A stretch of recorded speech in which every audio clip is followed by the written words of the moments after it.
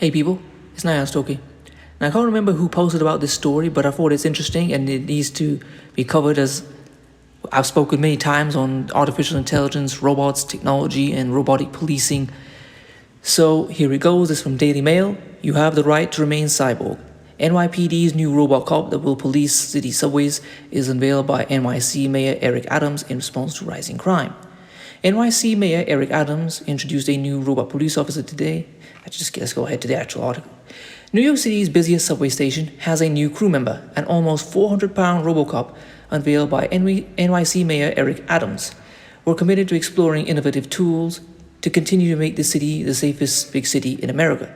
And this Robot K5, it has the potential to serve as an important tool in our toolbox, Adams said Friday as he unveils the machine.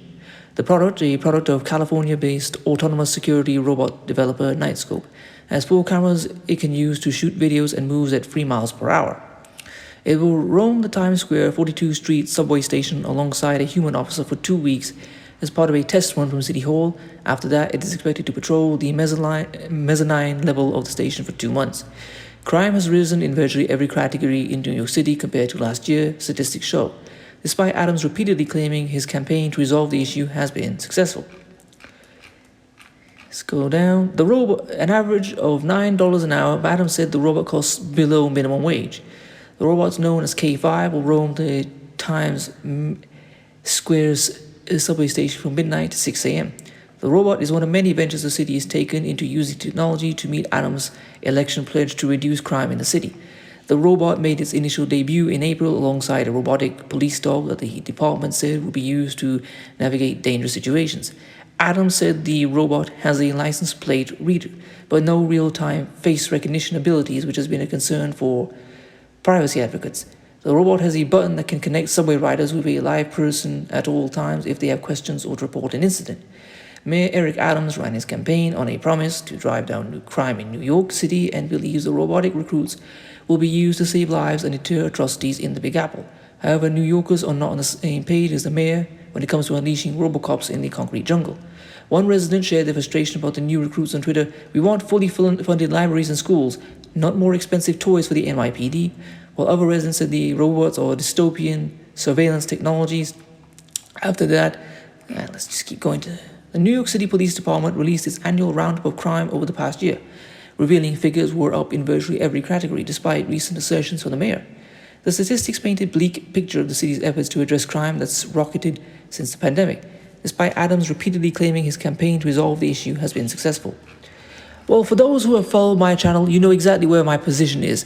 I do not believe this will lead to lower crime. I believe that, as I've mentioned in many other videos that I've talked about, that these technologies will be used as a means to harass, bully, and intimidate the Tijuanian FBA Black American population and imprison and unjustly persecute them. And I'll even say this. I watched many videos about China recently, and one thing I learned is that China has more cameras and most highly advanced cameras than any other nation on the planet. I think 4 cameras for every people or something like that. And despite that, despite this incredible surveillance, their human trafficking is off the scale there. It's obvious that the people who run these technologies could not give a damn about stopping actual crime. And the same thing applies in the United States. All these things that we have a lot of more means to keep officers accountable, such as dash cams and body cameras, and yet they find ways to obstruct them, and yet there is no accountability when they are obstructed or they destroy evidence or they refuse to hand over evidence. I mean, here in the UK, I was reading a story about a cop who refused to take part in a drug test and was allowed to resign and keep his pension. Just no accountability. I mean, if a civilian refused to do a drug test when they pulled them over, they would arrest them. Well, oh well. So anyway, the problem is not the technology that is in use, it is the fact that the people who use it and are responsible for it are not accountable and are never held accountable. So anyway, please comment, rate, share, and subscribe. Peace.